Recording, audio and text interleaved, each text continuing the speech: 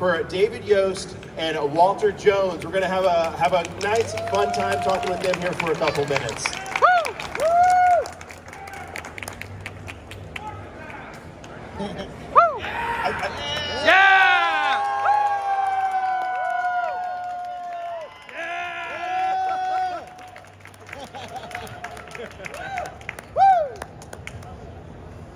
Gentlemen, welcome. Thank you for taking the time. Hi, guys. Hi.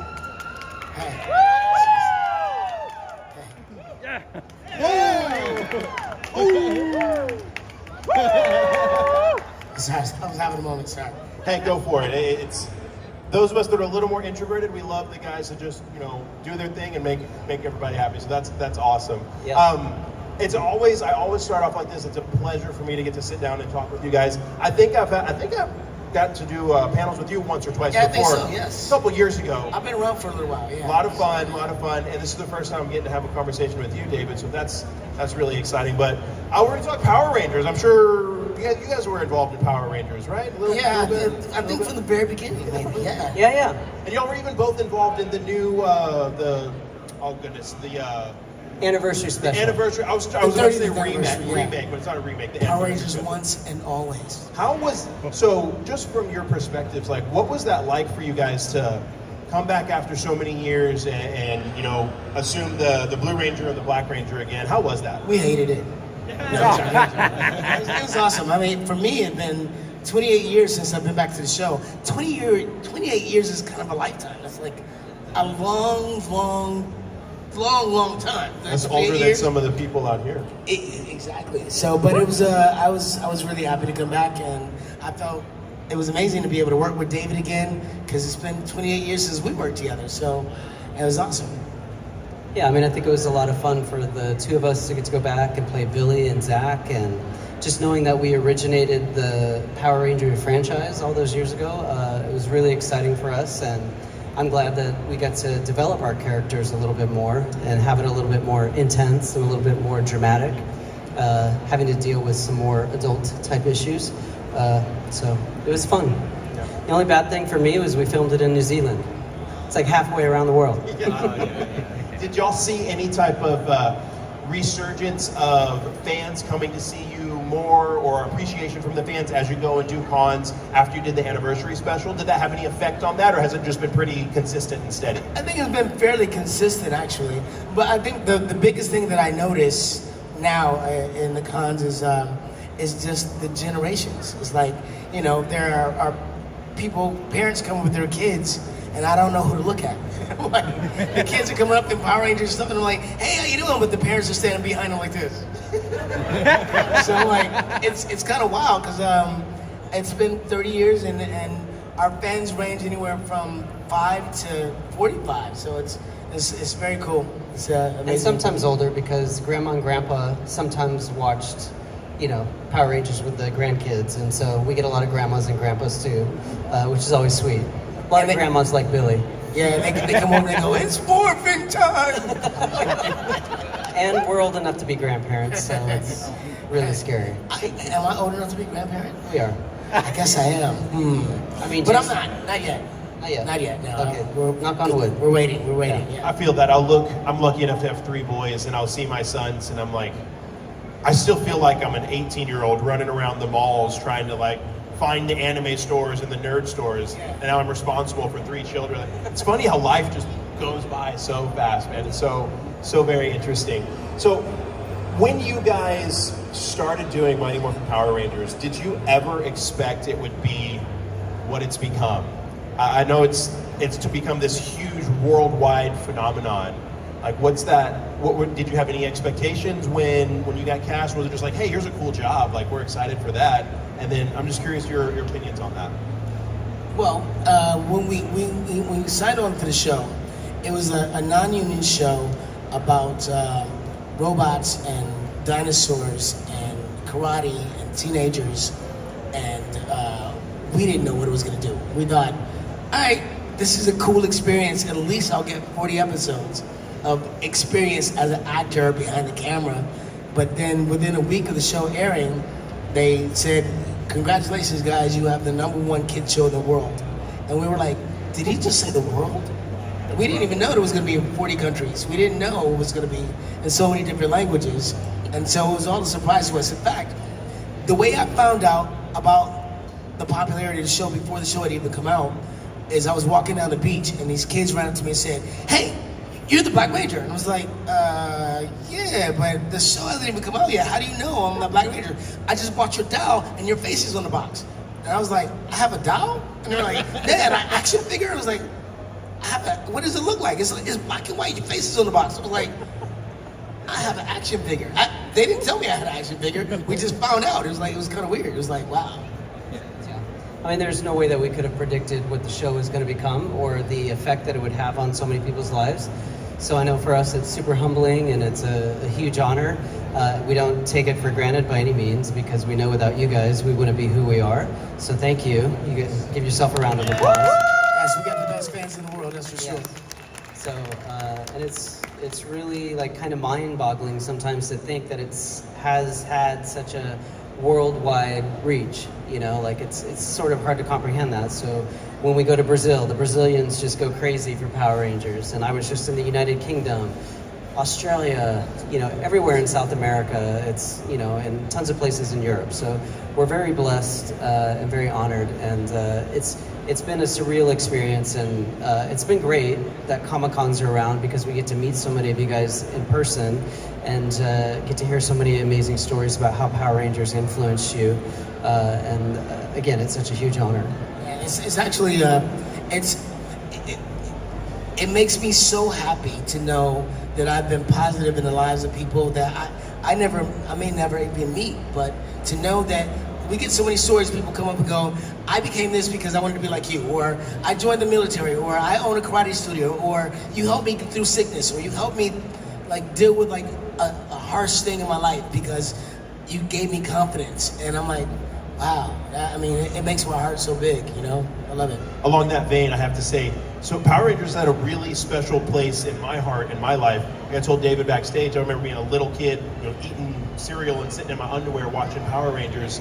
And it was the first introduction into the nerdy, you know, kind of fan base thing where you really, really love that. And then fast forward 30 some odd years, and I went and I met Jason David Frank and got an autograph.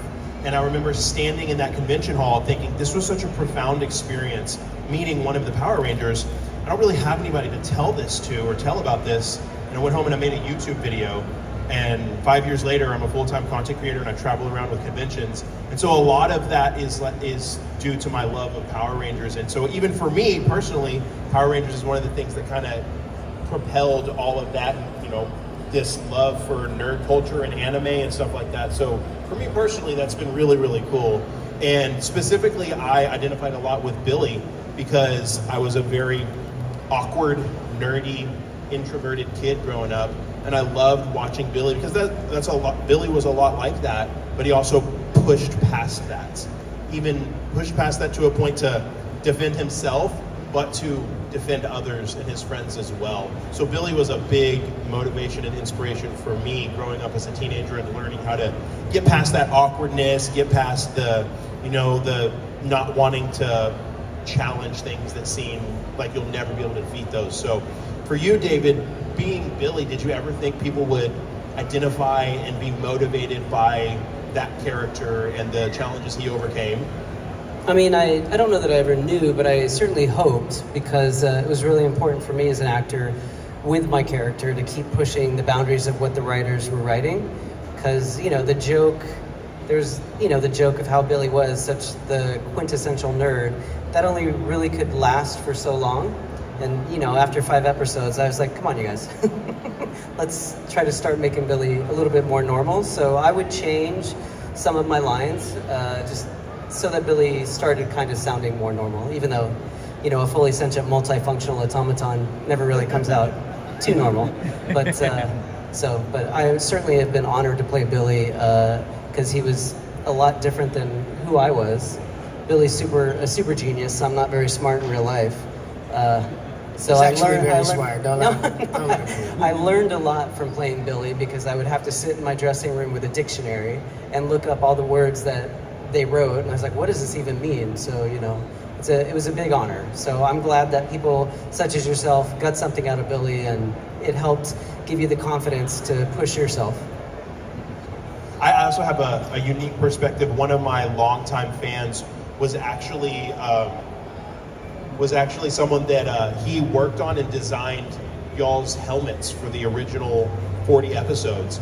So I had this guy give me a letter, and he sent me Polaroids of him creating y'all's helmet and working on them, which was a cool, just all around, like, wow, all of this started with me for Power Rangers, and then I have somebody that enjoys what I do and is like, hey, I actually like worked on this show. So he was one of the, I believe he was one of the original concept designers of Alpha 5 as well, which is a cool and a fun thing. So I just thought y'all would find that interesting. But hey, let's take a couple minutes and let's let the fans come up and ask you guys a couple of questions if y'all are okay with that. We've got a few minutes, guys. We got 7-8 minutes. If you 5-6 of y'all want to come forward and ask some questions to Walter and David, that would be our honor to have you do that. Walter and David, thank you so much for coming to Houston. Very much appreciate it. I just saw Darth Maul in the back, so that brings up the question. Darth Maul, the Black Ranger, Blue Ranger, they walk into a room. Who walks out? We all do, because we're taking down anybody in there. Thank you. A question for both of you guys. And by the way, I like the both of you. Okay, so the question at hand is this. What is your opinion about the Japanese source material for Power Rangers? Super Sentai. I mean, it's super dark. It's totally different than our show, I was kind of shocked with the first time I saw some of the Super Sentai footage, because I was like, how did Haim Saban think to create a kid show from what I consider a really dark television show? It's way more adult than our little kid fun show. So that's all I can say is it's dark. I haven't seen a lot of it, but yeah, I know. What I know of it is it's, what David said is dark. I can recall somebody talking about an episode where there's a monster that actually relieves himself from the Rangers, which is kind of like, what is that? They did what? That's very strange. I didn't know that. Wow. Good question. Thank you. Hi guys, big fans, like 5 years old, or like 6 or 7. So I've been the whole life, Power Rangers. I kind of stopped at space, but I had a question. If you were to pick your colors in Power Rangers, what would they have been? Would they have been the ones that they were assigned to you? Because I know in that new remake they made Black Ranger, Blue Ranger, and the opposite thingy, kind of a Blue Ranger. Well, I like chartreuse. I think that's a great color. And I was thinking maybe some neon yellow would be really cool. I thought even the Gold Ranger or something, I thought maybe, what would you think? I'm like, we could add different colors to Rangers. What would you pick? I would always be blue. But maybe a different color blue. Maybe sky blue? No. Just sky blue? I'm very happy with the blue that I got, and I just want that blue. Maybe there's lots of blues, David. You No, could be maybe slightly darker and maybe like with a metallic shine. But other than metallic that, You didn't want to be the color Ranger. You didn't want to be like the Black Ranger or the Red Ranger. Come on. I was with the black costume. Well, for me, I was the first African American superhero on live action TV. So,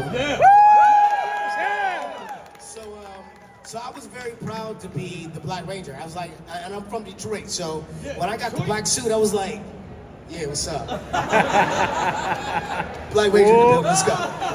You were the Blue Ranger one too, because I saw that you had to put on the extra Blue Ranger costume to try on the other suits. Yes, when I was in New Zealand, they as they were fitting me for my new suit, they gave me a blue suit, and I was like, what is this? And they're like, oh, we're just gonna put it on you, and we're gonna like stitch it up to cater and to custom make your suit to get the measurements. And I took some pictures with it, and I posted it recently, and the fans are like, oh no, don't do that. No, stay in black, black should come. I was like, yeah, I feel the same way. I will admit I thought it looked a little awkward. It doesn't look right. Yeah. How did you feel about the live action movie where the black guy had the Blue Ranger costume instead?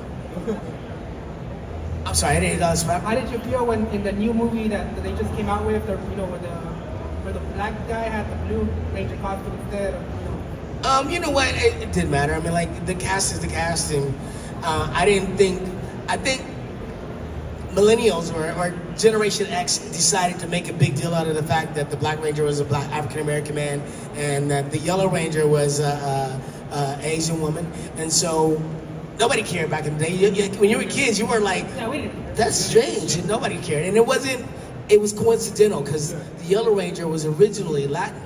It was Audrey Dubois. But then, there was a problem. They fired her and they hired a new Ranger.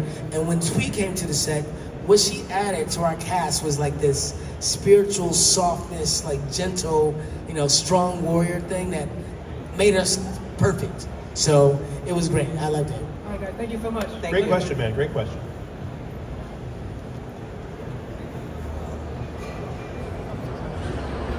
You're doing a good job, by the way.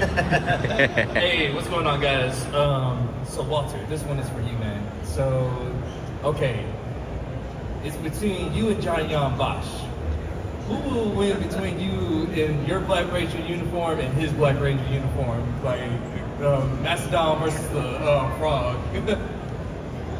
Superhero showdown. Who would win? Yeah. Who would win? You're asking me who would Yeah, win I'm just between... saying, like, I'm putting you on Alright. the spot, man. Like, Hey, you asking me right now who would win? Well, because I'm Walter Jones, I'm gonna say Walter Jones. That's what I'm gonna say. Good question, man. How you doing? You two, I'm really proud to be here. Glad to meet you. It's more phenomenal on many days. I do have a question, Walter. When y'all got your power weapons, like the power lance and the power axe, like with the power axe, did you even know that it was not only an axe, but it was also a cannon on the other end? Well, after I almost shot myself, I was like, I should probably. I didn't get read the instruction manual, and they were like, if you turn it this way and you like that, and then the axe, if you hit it with the we actually, I never had the battle axe on the set, so I don't think I ever had it on the set. I mean, I know the stunt team did on second unit. Okay. I don't know that we ever had to hold them. I don't remember holding it. You don't? No. I mean, I know I held the power lance once, Yeah. but not to film, but just because I was... Well, so the show was half Japanese, right? So a lot of the footage in the very first season was used from the Japanese show, in the Ranger outfit. We did a lot of transitional stuff. We would like take off the helmets, we would run up, those kind of things. But we didn't. I was never in an explosion. I never jumped off a building.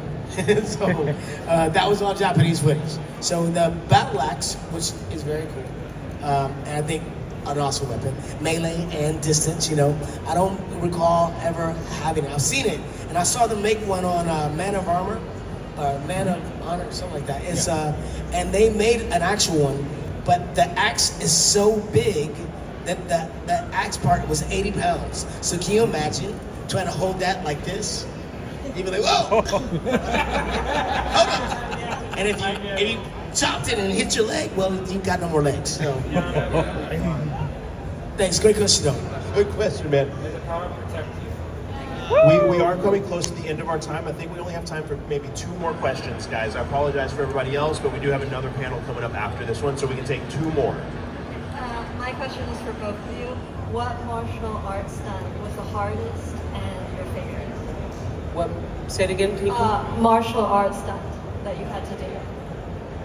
Which martial arts styles were the most difficult for you guys to perform? When I was a kid, I studied, oh my God, Ishinru.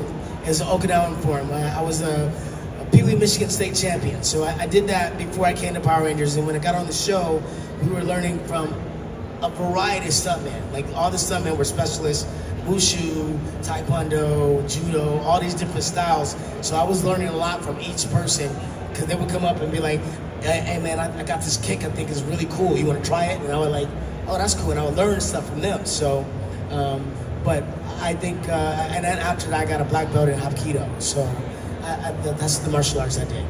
And I was never, Amy Jo and I weren't martial artists, we were just gymnasts. So we got cast on the show as gymnasts, and then they taught us what I call television martial arts. So swing big. Big swing. Woo. And then hit the putty, and then we were gonna put baby powder on the putty and make it look like smoke and dust, but it was just baby powder. You guys. But Thank Billy you. came up and like, he started off kind of slow. It's like he was throwing punches and he had like simple stuff. But towards the like as we got to our second season, Billy was kicking butt. He was like He was learning. he was kicking some buddy. I was like, all right. Thank you. This will have to be our last question, guys. I do apologize. Okay, quick question for both of you guys. By the way, love you guys. You guys are awesome. Were there any challenges or memorable moments while filming the show? Any challenges or what? Memorable? Memorable moments while filming the show. Memorable problems? Memorable Moments, I'm sorry. Yes, sir. It's like there was a lot of problems. I could go down that list. I remember in the beginning of the show, because it was a non-union show, and they were kind of cheap about things. I remember one time we had to shoot this scene, and they took us to Venice Beach to film it in a van, but we didn't have a permit. So they told us to jump out of the van. They tried to shoot the scene. They're like, get back in the van, get back. It was like we didn't do it legally. It was crazy. It was kind of crazy. It was like, what? I remember that because it was like so ridiculous. Are we on a TV show? What are we doing? It was like, but they had sneak footage down in Venice Beach, and they didn't want to pay for a permit. It was weird. It's expensive. Just I know as a producer, like to film on the beach, it's horrible. But I mean, there was so many great memorable moments too. I mean, just the original pilot. I remember showing up to set in the dark. We were filming at a bowling alley. I think it was our first day of filming, and they're like, David, we're gonna take you to your trailer. And I'm like, wow, I get a trailer. But then I'm sharing it with Walter and Austin. But it was still cool.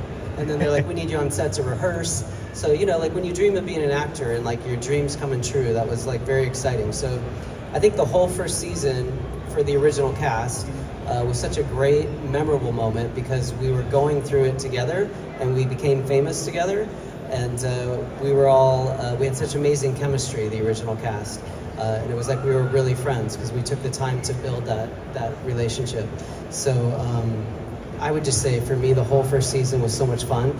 Even in moments like that where they were being cheap, doing things on the fly, it was just great. It's just a memorable moment. It's like when we do these panels, there's like we get questions and us being together, we have different visions or different memories. And so when you said memorable, I thought about that, and I was like, that's why I brought that up. I mean, there's so many amazing moments. We did Universal Studios, which is we sold it out, 30,000 people in a day, 6 shows. It was crazy. That was phenomenal. Never will forget that. There were great moments like just meeting people and celebrities and Lisa. Elvis's wife, what's her name? Priscilla. She came to the set with her kids. Like, we met Elvis Presley's wife. I was like, lots of cool things that happen, but I always try to remember something that's new every time. Because, No, that was a great, I mean, nobody's judging you. Okay, cool. We appreciate your memory. I appreciate, I didn't remember, I mean, I remember that, but I didn't, it's always good for us to do panels too because you trigger stuff in my brain. I'm right. Like, oh yeah.